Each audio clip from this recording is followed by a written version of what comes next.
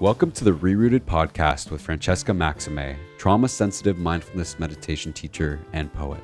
Together, we'll take a closer look at approaches to transforming trauma with insights from psychology, neuroscience, spirituality, social justice, and the creative arts.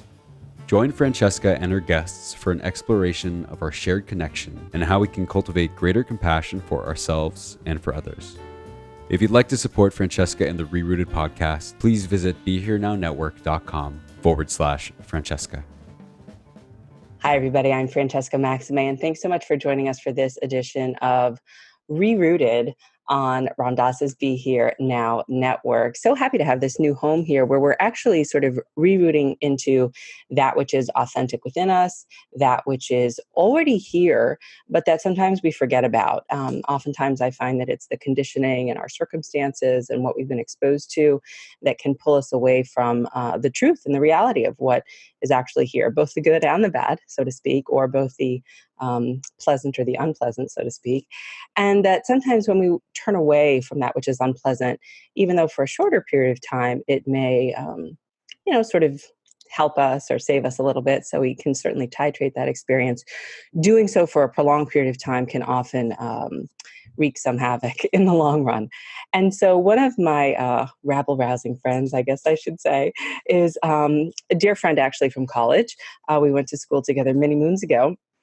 Dr. Timothy Patrick McCarthy. He's an award-winning scholar, teacher, activist, and public servant, and holds a joint faculty appointment in Harvard's undergraduate honors program in history and literature, the Graduate School of Education, Harvard Business School, and the JFK School of Government, where he's core faculty and the director of culture change and social justice initiatives at the Carr Center for Human Rights Policy. He's written the indispensable Zinn, Prophets of Protest, Protest Nation, and The Radical Reader.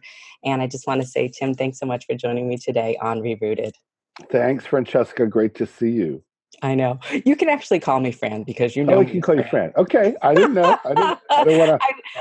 I don't want to disrupt your jam, Yes, well, it's Francesca now, but okay. You're grandfathered in, so to speak. So I am. And I was just going to say, it wasn't so many moons ago that we went to college together. Anyway. I know. Well, moons, yeah. It's true. But I certainly have marveled at the contributions that you've made and your own evolution starting back then. And before we even get started on the formal part of the interviewing process, I want to just name that I'm sitting here in Brooklyn, New York, and you are in Massachusetts, right? Cambridge, Massachusetts, yep. And I am on Lenape land, which is indigenous land here in what we now know as New York City. Yeah. But it obviously wasn't always that way. And I identify as she, her, hers. Mm-hmm. And I invite you to also share if you have, a preferred pronoun that you could share that also. And, yes. Yeah. Well, we're all operating on indigenous land, of course. And that is true of Massachusetts, which is a native name. And so we too have to honor that.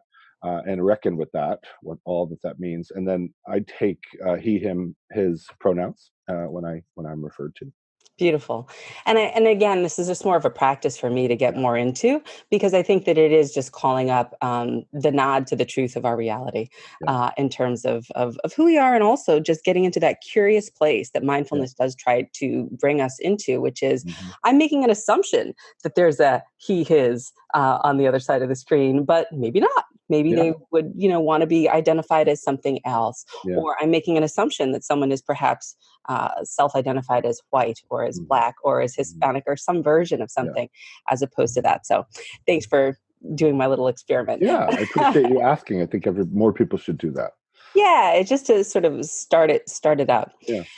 So given everything, we are in the midst of some challenging times, politically, racially, socially, along the LGBTIQ plus spectrum, around issues around ableism and really just around capitalism, I feel, money, politics, foreign influence, all of these things.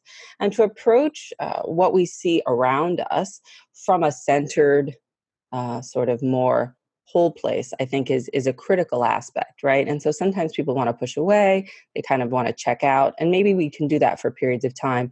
But our conversation today, I really want to sort of kind of engage and dig in from a thoughtful perspective around some of these issues.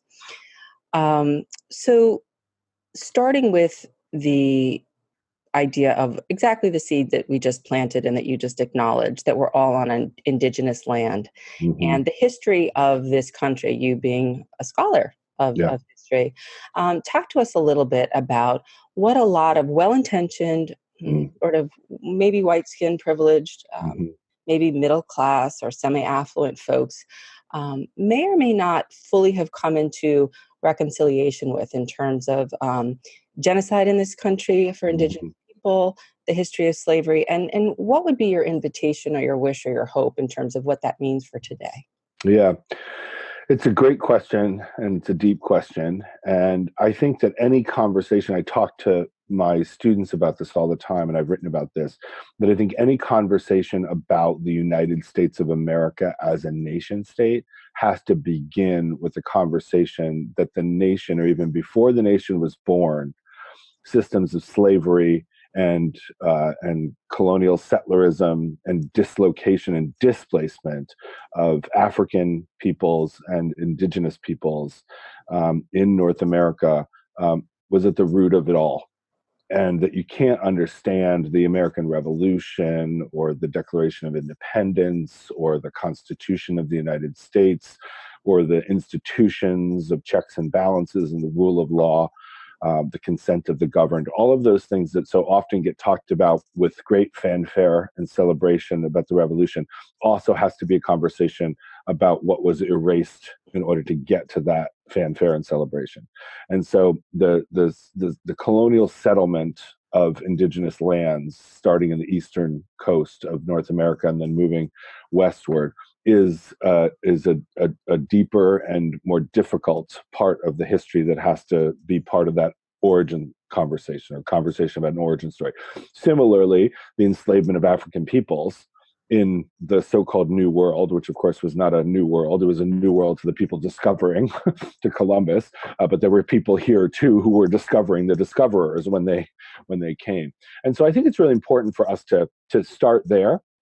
And what that allows us to do, oftentimes people think that that's depressing. We don't want to tell the story of slavery and of indigenous displacement and dislocation. We don't want to genocide, we don't want to tell that story because it gets in the way of this more celebratory story about America as this place of freedom. But I think if we don't tell that story alongside of those other narratives, that we're deluding ourselves, that we're telling ourselves a lie, right, in order to get us to a kind of love for country. And if a love for country is rooted in a series of lies, then that love is untrue. And so I think we need to start with that.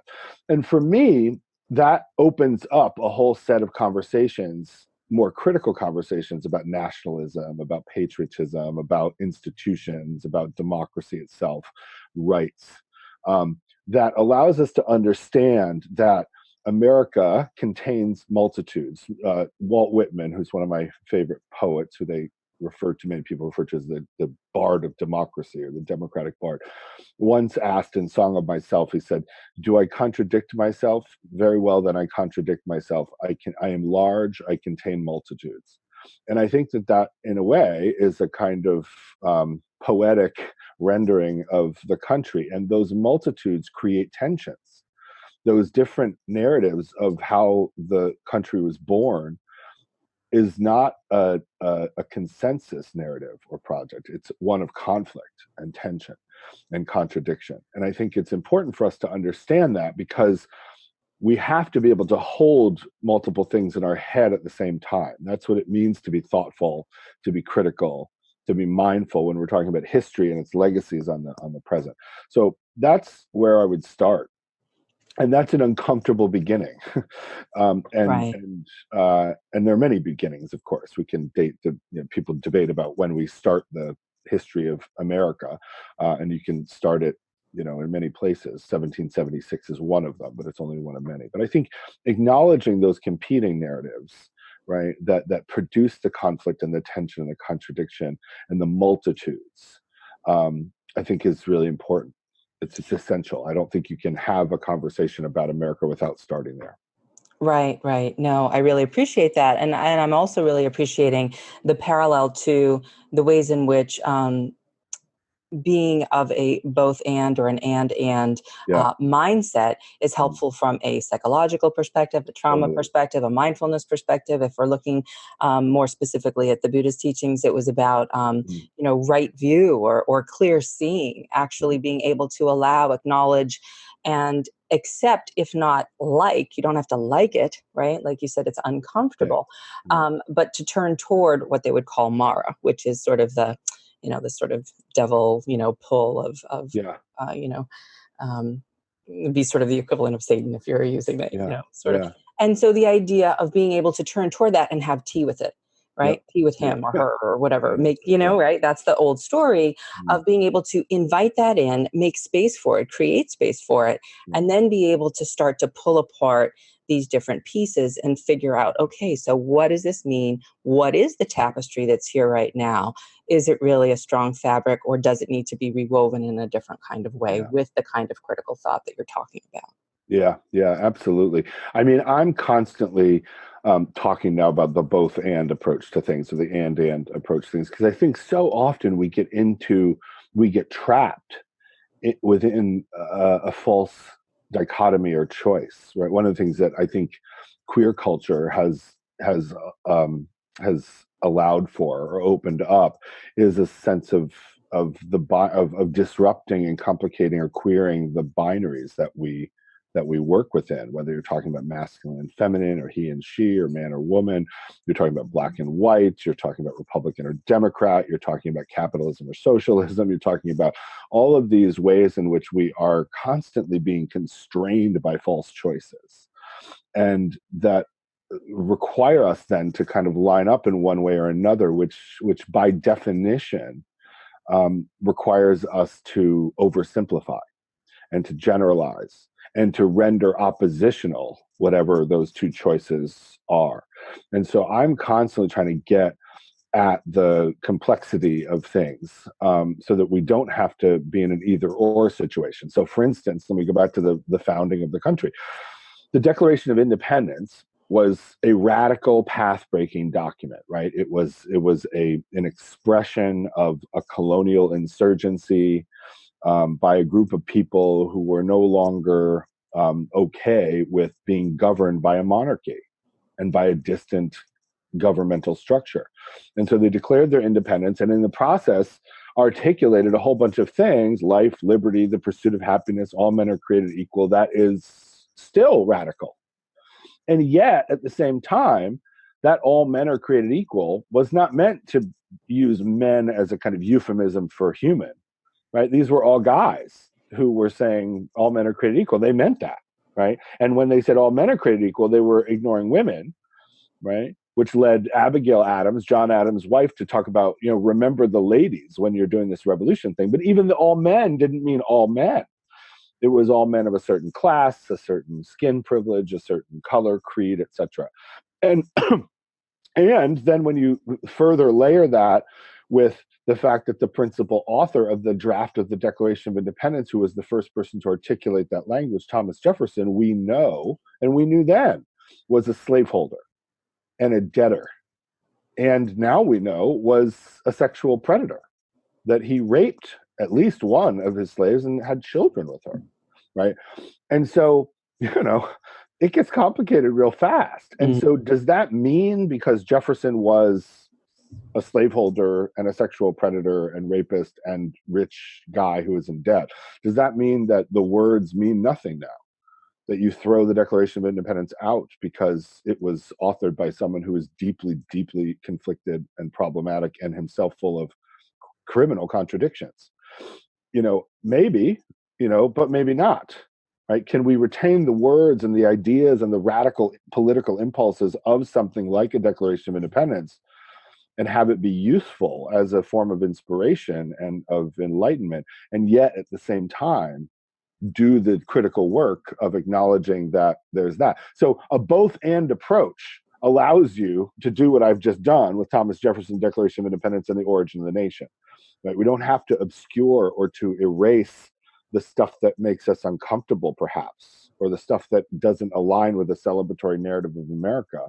But we can acknowledge that and keep that in play at the same time that we also are wrestling with the words and ideas of a radical political treatise that changed the history, certainly of the nation, but also of the world, because it's been used in many ways as an inspiration for all sorts of other insurgencies over time, right?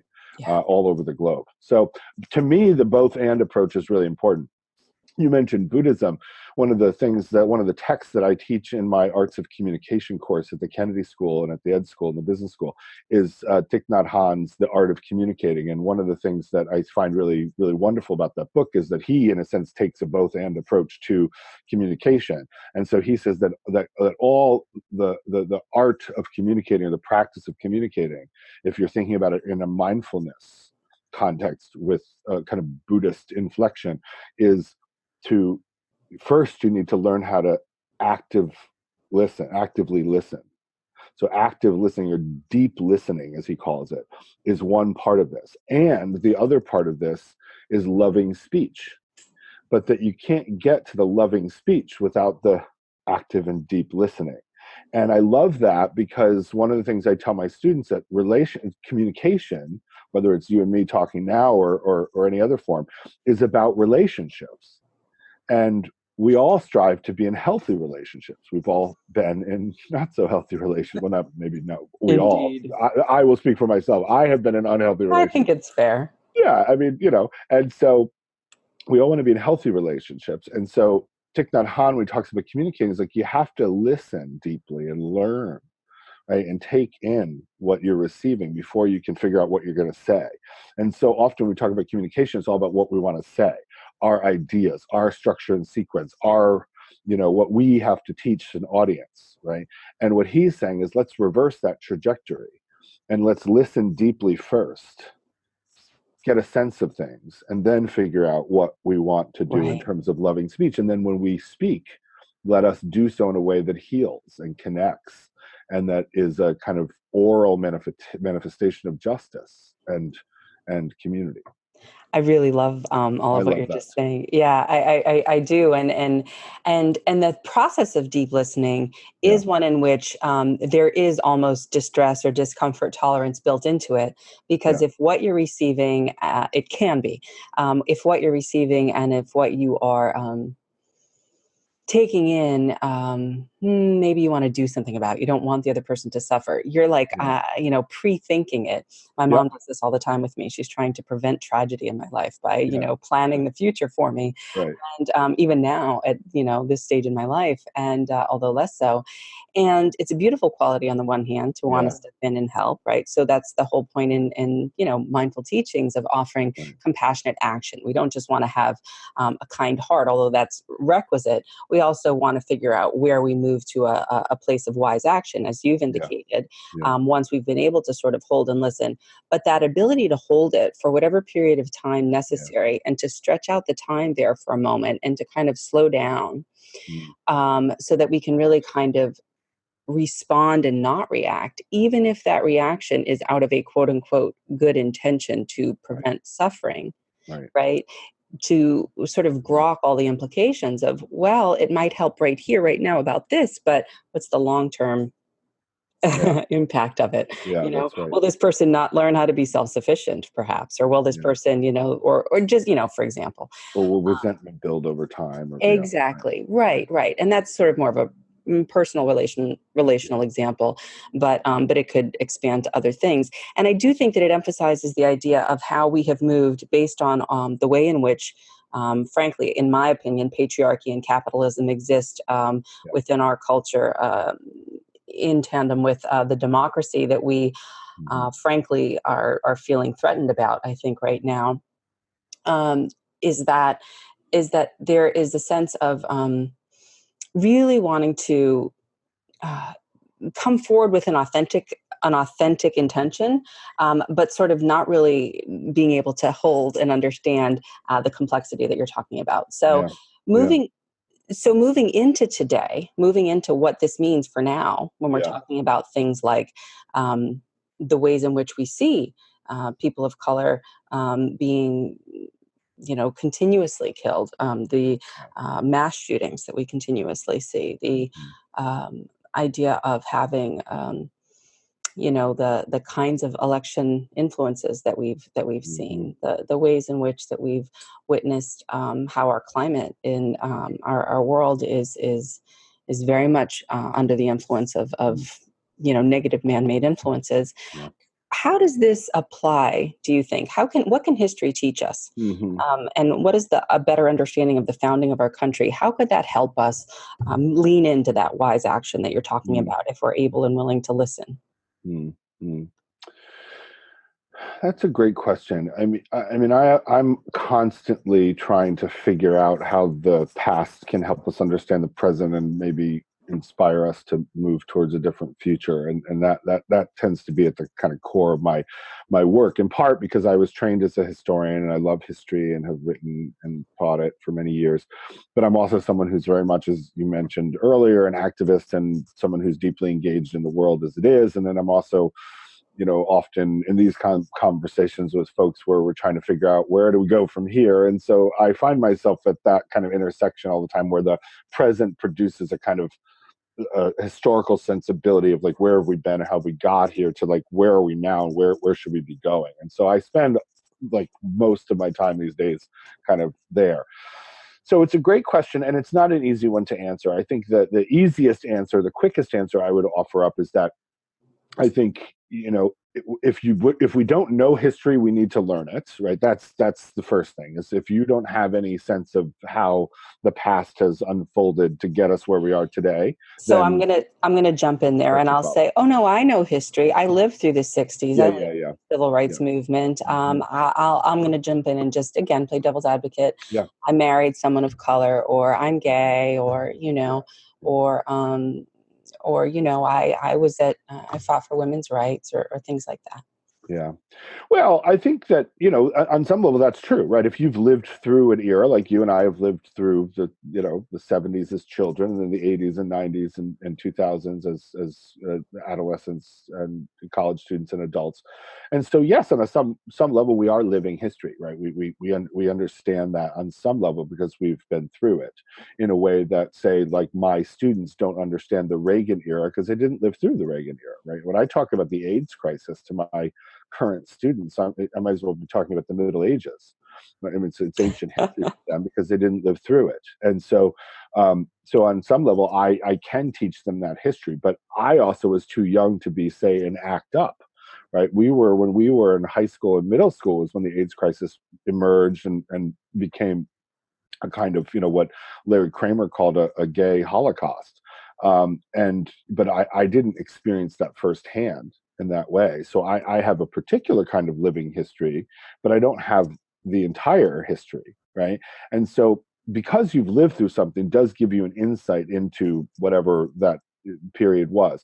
But just because you are something doesn't mean that you fully understand something, right? That I am a gay man, I identify as a queer person, but that doesn't mean that I understand every queer experience, or that because I have a particular way of experiencing what it means to be a gay man and a queer person in the United States with white skin, with a certain amount of socioeconomic privilege now. I didn't have it when I was younger, but I certainly have it now as a professor at Harvard. I have all sorts of ways. I'm married, right? Not everybody in the queer community is or wants to be married. Some are married and divorced, right? Some are in polyamorous relationships or other kinds of configurations. So just because I am something doesn't mean that I know everything about that something. And so I think it's important for us to be curious, whether that means we go read books and theory and scholarship and that kind of thing, or we talk to other people who have been fellow travelers, right? You and I are the same age, and you and I have had very different experiences in the world for a whole host of reasons that have to do with race and ethnicity and gender and sexuality and, all of that, where we come from, where we live. So I think for me, it's about curiosity, and it's about critical curiosity. It's about being curious about what other people have experienced in the same time frame that you've experienced things, or being curious about what people have done over time in ages that are quite remote from the one we're living in. But then to be critical about that and to see, okay, how do I take all of these experiences? And that's what historians do. Historians try to take the fragments of human experience and weave them together into a kind of story that advances our understanding of some other part of history. And so to be critical and curious of all of that is really, really important. And I think that if we don't know our history, we need to learn it. And none of us know everything. And so we're always have something to learn. I think that kind of endless curiosity is really important, and to actively pursue that and embrace that. The other thing, too, with respect to that is that I'm constantly searching for role models, not necessarily role models of people in my own time that I can look up to, but role models from the past, people whose lives I admire. Maybe not because they were perfect. No life is perfect. But people who have done things, because I'm drawn to the people who are brave. I'm drawn to the people who are trailblazers. I'm drawn to the people who constantly muster up the kind of capacity and the desire to speak truth to power, to challenge institutions of power, to challenge abuses of power and privilege, to imagine a world where we redistribute our resources in such a way where everybody lives a whole and healed life. And so I'm constantly looking to the past for those examples. And so one of the reasons why I think I'm drawn to the study of social movements is that social movements are examples where those brave individuals come together in some way to organize something more powerful in order to challenge more powerfully power itself. Yeah, and I just want to bookmark that also. It's just that it is so true in any kind of healing, whether it's collective social healing and empowerment and growth and generative action, as opposed to depletion, and that kind of thing, is that the power of the collective, as based on the truth of the reality of our own interdependence, which we often have been fed a false narrative about in terms of our individual and our, sort of meritocracy, and you can do it on your own, right? Which mindfulness would be like, can we have like what we would call virya or discipline or energy or something towards something, right? So like, of course, I have to put that energy in, but is it just for me? Or is there as Dan Siegel, a neuroscientist, talks about, is there a me and a we that is collective, right? So just again, bookmarking that, because that strength, that fabric, right? You have one piece of string, it's not so hard to break. You have a whole tapestry. It could be woven of things that we like or don't like, as I was referring to earlier, to continue with the tapestry metaphor. And our minds are the same way, in the sense that, whatever it is that we're always practicing something. And so whatever it is that we're constantly thinking about and practicing is that which we beget more of.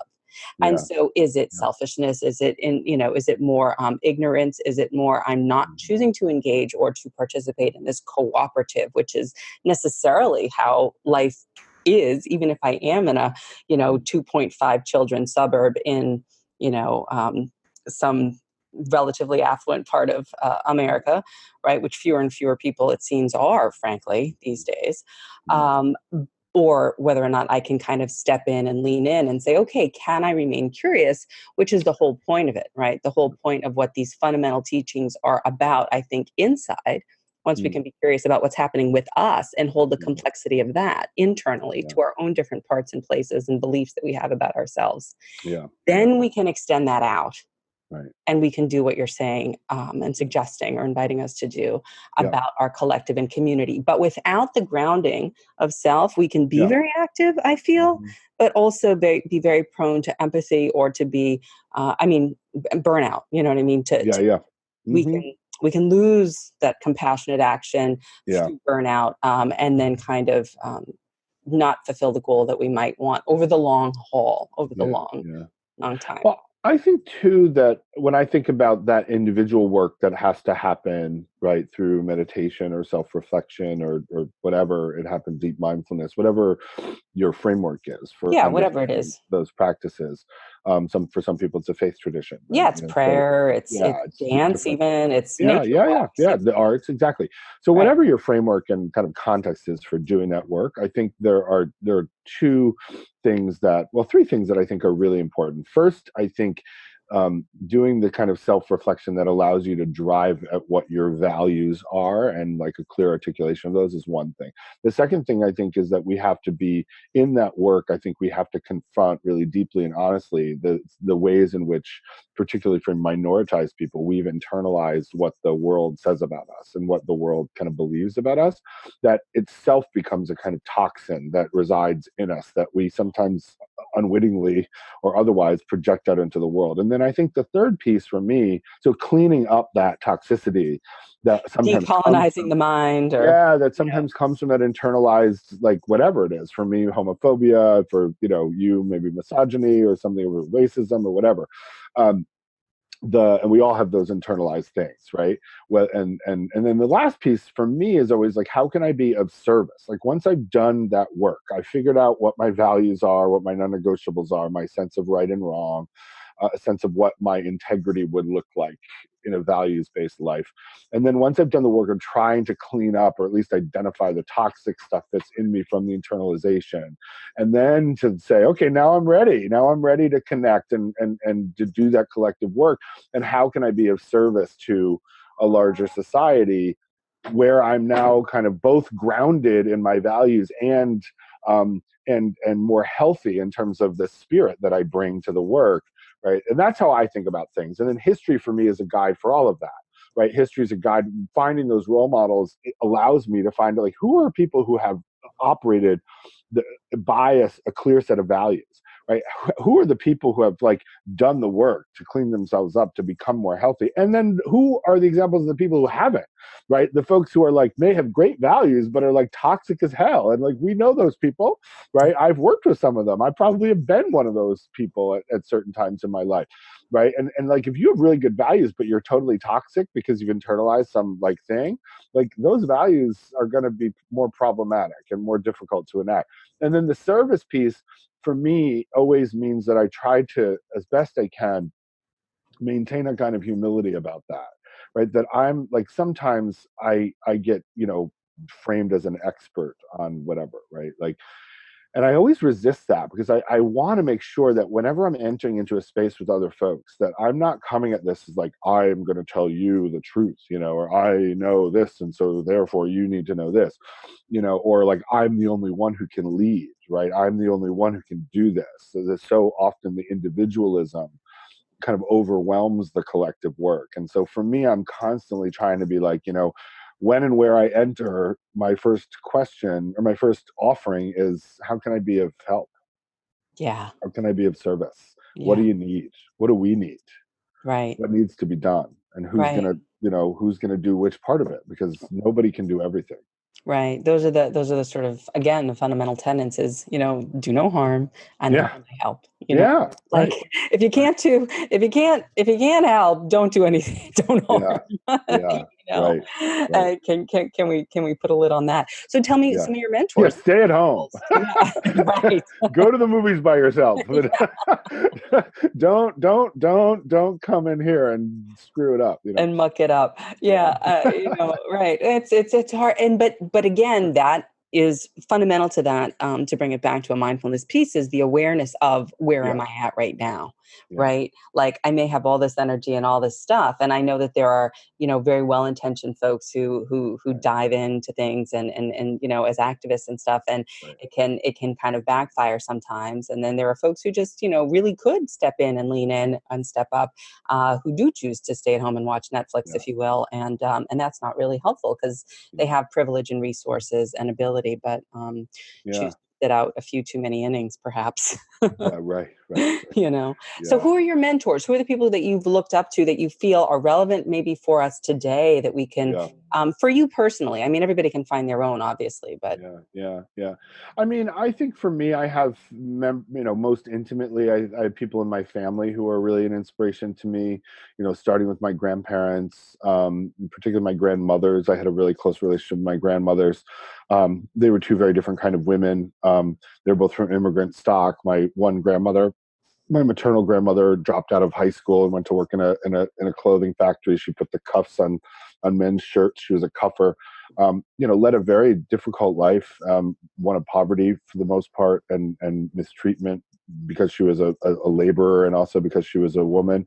So she had a tough life, but then she went back to school when she was in her 60s and got her GED. And that was very important to her, particularly as I started to become a really good student, and she and I would study together on the weekends. And so she was, my PhD, I buried with her when she was the last of my grandparents to pass away.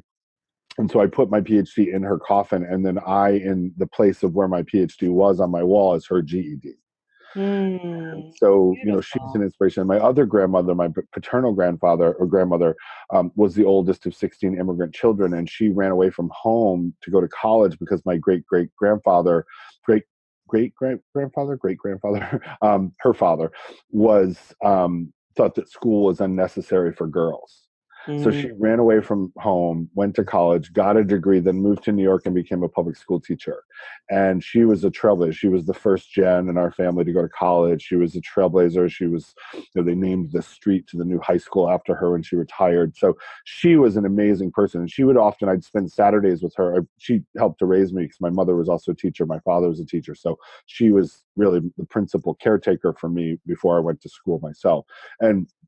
And then we would spend lots of time together. And one of the questions she always asked me on a Saturday, we used to get together on Saturdays, and we'd sit on the swing, and she'd say to me, "What did you learn this week in school that you don't accept?" Beautiful inquiry. And that's a critical thinking question, right? That's a question to get me to think about what is it that I had problems with that I learned, rather than just what did you learn? Because teachers are brilliant and students are meant to take what they teach you. She was asking a different question. She was like, what is it that you're not quite sure about, or that you disagree with, or that you take issue with? And that was awesome. So starting with my family, certainly my grandmothers and grandparents and parents and all of that. And then I think moving out, I've had some amazing professors along the way. And for me, once I figured out that I wanted at least part of my work to be rooted in university teaching, right? I knew that I wanted to teach, and I knew that I wanted to write and do scholarship. So for me in college, when we were in college together, I encountered some professors that really inspired me to showed me what it would be like to do that work. And so people like Robert Coles, who taught a course called The Literature of Social Reflection, was incredibly important to me. He had been part of the civil rights movement, and then became a child psychiatrist and a very celebrated professor at Harvard. Henry Louis Gates Jr., who was my African American Studies professor, who came to Harvard when we were sophomores. We were very lucky to be there at the time when the Afro-Am department was kind of reemerging. Then in graduate school, I went to Columbia for my PhD to study with the late, great Manning Marable and Eric Foner, who's still very much alive, two legendary Pulitzer Prize-winning historians who are also both activist intellectuals. And so that was important to me. Later on in my life, I became very close with Howard Zinn, the late, great Howard Zinn, the author of The People's History of the United States. So I was very much inspired by them. One of the things that you'll notice there is that my mentors, and then Martin Duberman too, who's a legendary kind of a queer historian, gay man who is a real trailblazer in LGBT history. All of them were role models for me about sort of how to live this kind of life. You'll notice that all of them are men, right? And all of them are. But you started with your grandmothers. Yeah, right. All of the professors, right, are men. The early influences were predominantly women. But when I came of age and figured out I wanted to be a professor, all of the kind of role models of how to do that work were men initially, in part because I can count on one hand with fingers to spare the number of women that I took courses from when I was at Harvard, right, who were the course heads, the professors.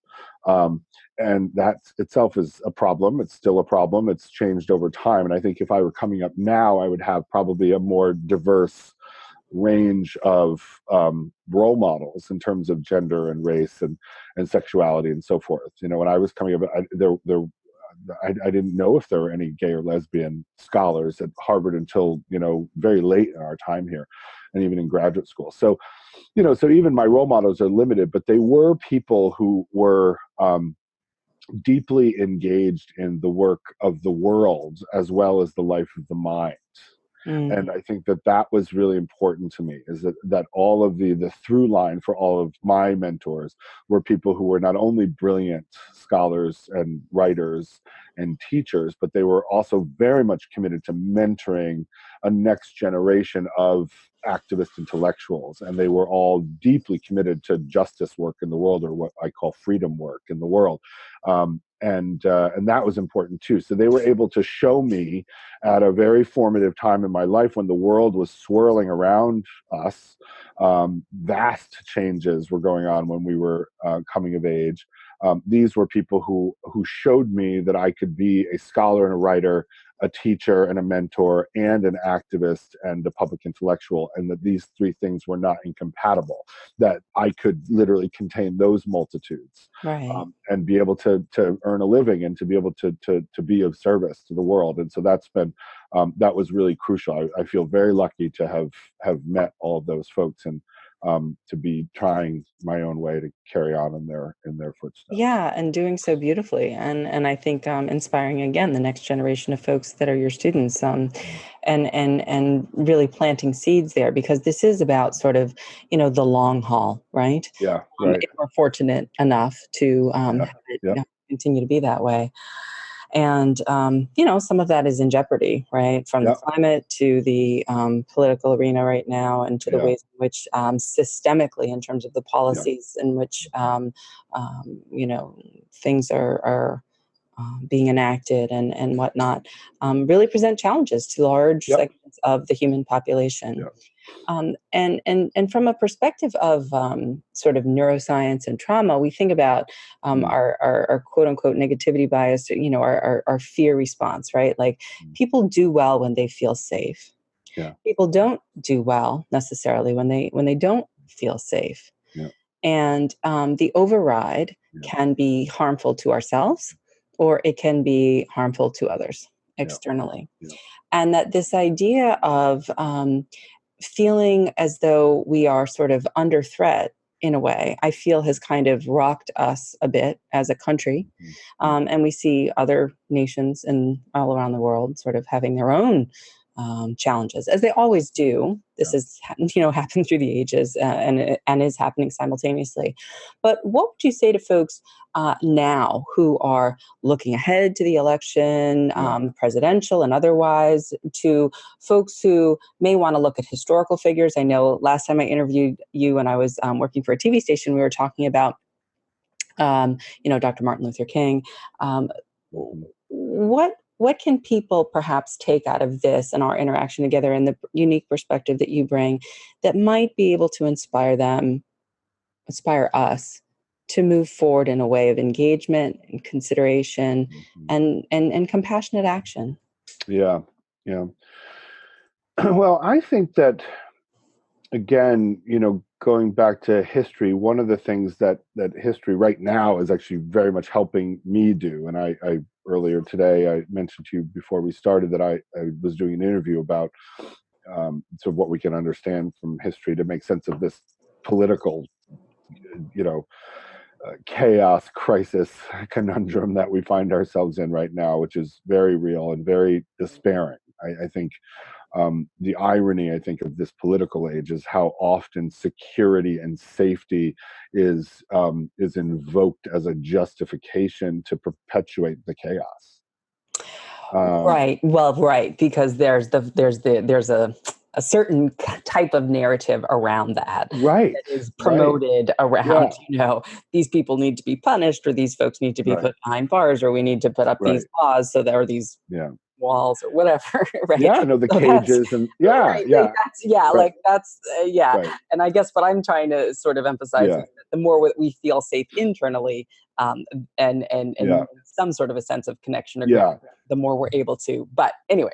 No, totally. But I think it is interesting right now, like so much of the political discourse that comes from like Trump and Trumpists is this like homeland security and secure the borders and all this kind of stuff. And the Democrats trade in it too, which is like, that's a whole nother conversation about our problematic politics. But this way in which like a constant emphasis on we need to make you more secure, safe, secure, invokes the specter of the fear, right, of the boogeyman, right, and this idea that somehow the children who are crossing the border between the United States and Mexico are somehow a greater threat to America than Donald Trump is, or than climate change is, right? I mean, our priorities are all out of whack. But getting to the question about sort of how we can engage in this. I think one of the things about history that helps me is that it helps me to understand that on the one hand, like profound changes can be enacted, right? That there is precedent in the past for people who have come together either through individual acts of bravery or collective organizing and activist work and movement building to change the world, right? We've seen this over and over and over and over again. Whether or not any one movement has fixed everything, right? That's beside the point. No one movement has fixed everything, right? The abolitionists were successful in abolishing slavery, and then a whole set of other challenges emerges out of the kind of wreckage of slavery and out of the kind of ashes of emancipation. And then another generation has to pick that up. So history can help us understand that it's been done before. There's precedent for real progressive social change, which is something I'm deeply committed to in my own life and work. And yet, on the other hand, history also allows us to understand that no one person or one movement or one age is going to fix everything. And so, in a sense, it should manage our expectations down to a more realistic set of things that we can accomplish in our own lifetime. That to think that one person or one movement has it all figured out and is going to get everything done is arrogance. Yeah. It's political arrogance. And this is one of the things that I worry about sometimes with what I call the woke brigade, right? This sort of generation of and all young people. We were this way, right? I'm not being too critical or despairing, but disparaging. But I do think there's a way in which some people, and I see this on the left, and these are my people, consider themselves as, they have it all figured out. Like they're super woke and they have purity tests around that. And so if you diverge from whatever their kind of woke standard is, you get canceled, right? Or called out in some way. That's deeply, deeply unhelpful. It's understandable, right? And I've certainly done it myself, but it's so unhelpful in terms of building a political coalition that is rooted in values around justice and equity, and that has the capacity to build power across coalitions, to contain multitudes, to get the work done. But I think that it's really important for us to understand that we play a role, we play a part, right? We serendipitously happen to be here in this moment in history where there's lots of chaos. But there's been chaos before. One of the things that I'm constantly saying to people who are like, this is unprecedented. We've never been this divided. I'm like, have you studied the Civil War? And I always come back to that. Do you know anything about the Black freedom struggle in 1950s and 1960s? Like, yeah, we're divided. We're deeply divided. We're living in a time of democratic treachery and deeply problematic politics. But the fact of the matter is, this is our moment, right? This is our moment. There have been other moments. And so we need to draw inspiration, best practices and worst practices from the past. And then we have to figure out what in our limited time are we going to do to write the best chapter we can of history. Yeah. Because at the end of the day, we're all going to go away at some point. We may go to an afterlife. We may go to the worms in the soil, we may be reincarnated into a butterfly or unicorn, whatever you believe, like this life will end at some point. And so we got that time. We have that time to do what we must do. And so let's get to it, right? Figure it out. What do you believe is right and wrong? What kinds of things do you care about? Where do you want to prioritize your time and your energy, your talent, your treasure? And then go do that work. And so I think that the process of meditation and self-reflection, these kinds of things, is crucial to that work, but you can't get paralyzed by it and so deeply connected to that you're not out in the world, right? Yeah, if you're always at the level of self, right, at some point you got to get out there and do that work. And so for me, it's trying to figure out that both and, right? Yeah. That the self, the reflection, the meditation, the intentionality, right, which is all crucial to the work. But then you also need to do the work. And yes, that's going to look different for different folks. Like you and I do we're here having this conversation now. There are things that you and I deeply treasure that are deeply aligned, and we're part of the same project. And there are other ways in which you and I are doing very different work in the world, right? Yeah. And that's fine, and everybody is going to everyone has to figure out what their work is, and then they need to go do it and understand that by definition, it will be limited. But have whatever limited work you can do in the world, link up with other work that other people are doing and try to leave it better than you found it. That sounds like a cliche, but I really do feel like that is ultimately the driver for me. And it's rooted in values of justice and of love and of peace and of empathy and equality. Those are my values. That's how I try to live my life and, do the work. And everybody's got to figure that out for themselves. Right, exactly. Beautiful. Thank you. And yeah, and sometimes that means that we have to invite Mara to tea, right? Yeah. That means sometimes we have to sit down That's with right. the folks who, That's right. get under our skin and try to figure it out. Because at the same, at the same time, we're all in it together, so to speak. And as another teacher has said, none of us are free unless we all are free. Yeah. And I think that's the sort of false notion. Like, if I get liberated, that's my thing, right? And I want enlightenment for me. Right. Well, maybe that's not even possible. Yeah. Right. Maybe it's the we, and it's these moments of connection and moving the needle, and these time periods that are where we can rise to the occasion and answer the call to compassionate action that are so critical for our collective well-being. Yeah. Well, I think that one of the things that raises for me is that, sometimes, when we see moments of progress, and we may benefit from it. I think one example is the marriage equality movement and court case, right? In 2015, the Supreme Court ruled to legalize marriage equality for the first time in American history. And there had been a movement, a part of the LGBTQ movement, a piece of the larger movement that had been committed deeply to that work and won, right? They won that victory. And I myself have benefited from that. My husband, CJ, I do. are familiar with us. I am. So we're gay married, and that's been wonderful in lots of ways. And certainly we enjoy that right, and we're grateful for the work that went into producing that right.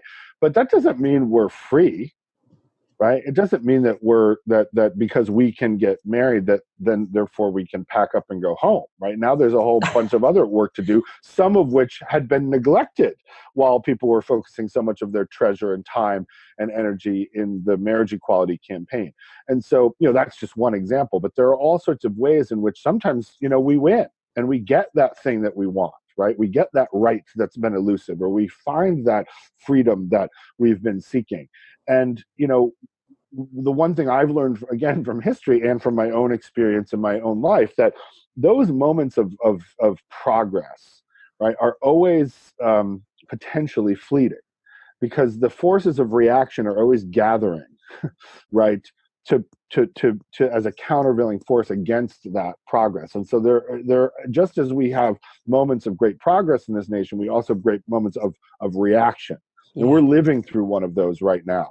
Right. One of the reasons why our political culture is the way it is, and why Donald Trump is the president of the United States, God help us, is because there is such a deep resentment in the culture over, on the one hand, the progress that's been made around women's rights and LGBT rights and African American rights and the rights of so many people who have been historically marginalized and disenfranchised. That doesn't say marginalization, disenfranchisement doesn't still exist, but there has been great progress in terms of where the country has moved on a whole range of issues related to rights-based concerns. And there's deep resentment over that, right? You see it in arguments about voting rights and debates about affirmative action, all sorts of things about the resentment that some people have over what they can see as that progress. And yet at the same time, there's also deep resentment around the fact that one of the things that hasn't happened is that we have not distributed resources equally in this country. Even though equal rights has advanced in some ways, equal resources or equitable resources has lagged far behind.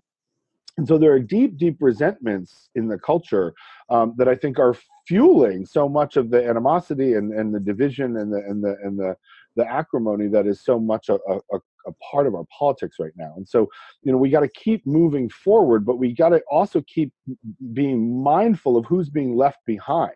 Mm-hmm. And I think that's important. That's where I think, for me, again, both and, right? I'm always looking to the future. What kind of future can we make that would ensure justice and equity and peace and empathy and these kinds of things.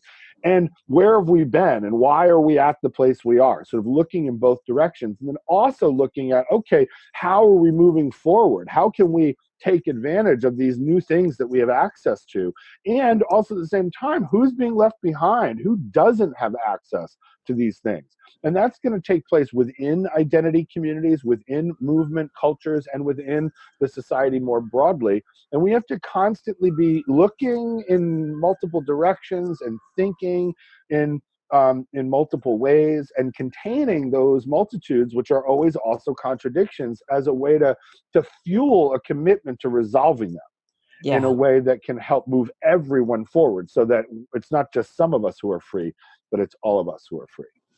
Beautiful. And on that note, we are going to be closing and just really re-emphasizing that the constancy, right? It's the constancy. So it's the practice, it's the commitment, as you say, the constancy.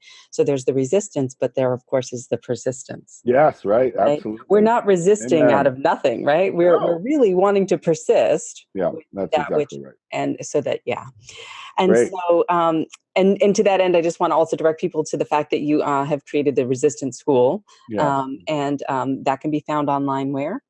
Resistanceschool.org. Yes. And it's, I didn't create it. My students did. I helped with it. I love it. And so, we'll put that link up as well. Dr. Timothy Patrick McCarthy, dear friend, noted scholar, so thrilled to be able to spend some time with you here today. And likewise. share your wisdom with our listeners. So thanks so much. Thanks, Fran. Take care. All right. Take care.